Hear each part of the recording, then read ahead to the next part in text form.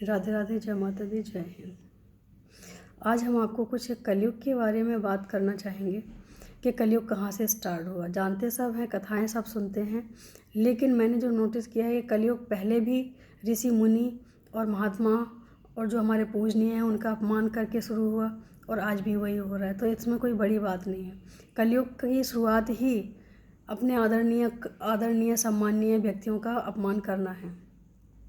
रही बात दुख की, तो दुख जीवन में आता ही है। कब आता है? जब हम गलती करते हैं, और गलती करना बहुत ज़रूरी है। जो मैंने सीखा है, अगर आप गलती करोगे तो उससे हमारा जो बुद्धि का विकास होता है ना, तभी होता है। कैसे होता है कि जब हम कोई गलती करते हैं तो उस गलती की समस्या का समाधान ढूंढते ढूंढते, क्योंकि उस गलती को हम किसी से शेयर नहीं कर सकते, उस गलती को हम खुद ही अपने अंदर लेके बैठते हैं कि हमें इसका समाधान कैसे लेना चाहिए, कहाँ से लेना चाहिए। तो जब हम अपना दिमाग लगाते हैं, घुमाते हैं, चारों तरफ हल निकालते हैं, तो इससे हमारा बुद्धि का विकास भी होता है। अगर हम गलतियाँ नहीं करेंगे तो हमारा विकास रुक जाता है। लेकिन गलती का मतलब एक ही होता है, आप गलती करो, उससे कुछ सीखो, अपनी गलती का एहसास करो और आगे गलती ना हो। क्योंकि तरक्की की जो सीढ़ी पहली है हमारी, वो गलती ही है। अगर हमने गलती की है और उसका हमने खुद ही निष्कर्ष निकाला है, इसका मतलब कि हम तरक्की पे चल चुके हैं। लेकिन इसके लिए भी बहुत ज़रूरी है कि हमारे गुरुजन, हमारे आदरणीय पूजनीय, सबका साथ बहुत ज़रूरी है। अगर सबका साथ है तो आप सही मार्ग पे चलते जाओगे। कई बार ऐसा भी होता है कि हम गलतियों को हल करने के चक्कर में ऐसा भी हो जाता है कि हम और गलतियां करते जाते हैं। तो गलतियां और नहीं करनी है। उसी गलती को संभालने के लिए अपने दिमाग का इस्तेमाल करें, अपनी बुद्धि का इस्तेमाल करें। किसी और से अगर पूछना ही है तो किसी ऐसे इंसान से, ऐसे महापुरुष से पूछें जो सही रास्ता दिखाए। तो बहुत ज़रूरी है कि गलती भी करो, उस गलती को दोहराओ मत कभी, क्योंकि दोहराने से वो आदत में आता है।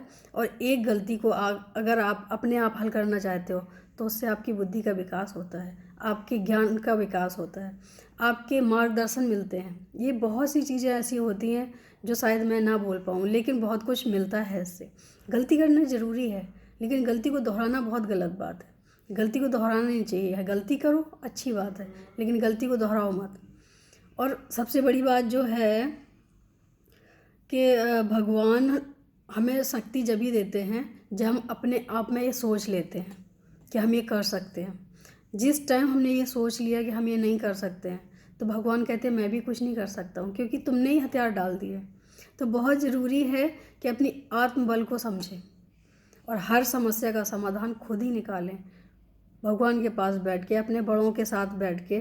क्योंकि बड़ों के पास जो होता है वो हमारे पास नहीं होता। उनके पास सारी जो पिछली बातें हुई हैं, जो उनके साथ उम्र का है, उन्होंने जो दुनिया देखी है, सब कुछ आपके साथ शेयर करेंगे और उसका हल निकाल के देंगे। तो किसी और से हल निकलवाने की बजाय आप अपने अंदर से निकालो, अपनी आत्मा से निकालो, अपने परिवारजन से निकालो, जिसको आप बहुत ज़्यादा पूजनीय मानते हो आप उनसे निकालो। लेकिन ऐसी जगह मत जाओ जो आपको भटका दे, क्योंकि बहुत ज़रूरी ये है कि हमारा रास्ता कैसा है। जब रास्ता ही गलत होगा तो आप भटकते जाओगे, मिलेगा कुछ नहीं। रास्ता अच्छा है तो आप चलते जाओगे और कुछ ना कुछ मिलेगा और आपकी मंजिल भी आपको मिलेगी। थोड़ी सी कठिनाइयाँ आएंगी जीवन में, जो होता है तो थोड़ा सा दुख, थोड़ा सा सुख, दोनों आते हैं। लेकिन सुख हम अकेले लेना चाहते हैं, जब दुख आता है तो हम सब में रोने लग जाते हैं कि हमारे साथ ऐसा हो रहा है, हमारे साथ ऐसा हो रहा है। ऐसा नहीं होना चाहिए। जब हम सुख को पूरा अकेला लेना चाहते हैं तो दुख भी तो हमारे हिस्से में आएगा, तो उसको भी लेना चाहिए। जो भी हमें मिलता है बस भगवान से प्रार्थना करें कि हे भगवान, हमें इतनी शक्ति देना कि हम सब बर्दाश्त कर सकें। बाकी जो हमारे किस्मत में है, जो हमारे कर्मों द्वारा मिल रहा है, वो हम आगे झेल सकें। इतनी शक्ति देते रहना, बस ये इतना बहुत ज़रूरी है, क्योंकि झेलना हम नहीं होता है। अगर कोई सामने वाला आएगा तो आपको बिठा के दो बात करेगा, उससे होगा क्या? आपका मन तो वैसे ही विचलित था और भी हो जाएगा। तो आप अपने अंदर अगर आप समेट के रखेंगे दुख को और भगवान से प्रकट करेंगे तो बहुत मन हल्का हो जाता है। क्योंकि हमें विश्वास होना चाहिए कि जहाँ भगवान है वहाँ हमेशा दुख तो नहीं रह सकता है, कभी तो सुख आएगा। और सुख आएगा, इसकी पूरी उम्मीद है, अगर आप अच्छे रास्ते पे हो। हाँ, कई लोग कहते हैं कोशिश करने वालों की हार नहीं होती, लेकिन मेरा मानना है कि सही रास्ते पे चलने वाले की हार नहीं होती है। क्योंकि अभी जो महाभारत चल रहा है इसमें कोशिश दोनों ही कर रहे हैं, कोई एक नहीं कर रहा है, लेकिन जीत किसकी होगी, हार किसकी होगी, आप सब देखेंगे। छीनने वालों की, बुरी नीयत वालों की कभी जीत नहीं होती, कितनी भी कोशिश कर लो। कोशिश करने का मतलब ये नहीं होता कि आपको जीत मिलेगी ही, और अगर आप सही हो तो आपको जीत ही मिलेगी। कष्ट आएंगे, सब कुछ होगा, लेकिन जीत मिलेगी। तो अगर किस दिशा में आपका कदम है ये देखना बहुत ज़रूरी है। अगर आप सही पे हैं तो आपको चिंता करने की आवश्यकता ही नहीं है। कभी ना कभी तो वो दिन आएगा जब हम जीतेंगे, लेकिन उसके लिए थोड़ा इंतज़ार करो, दुख भी आएगा।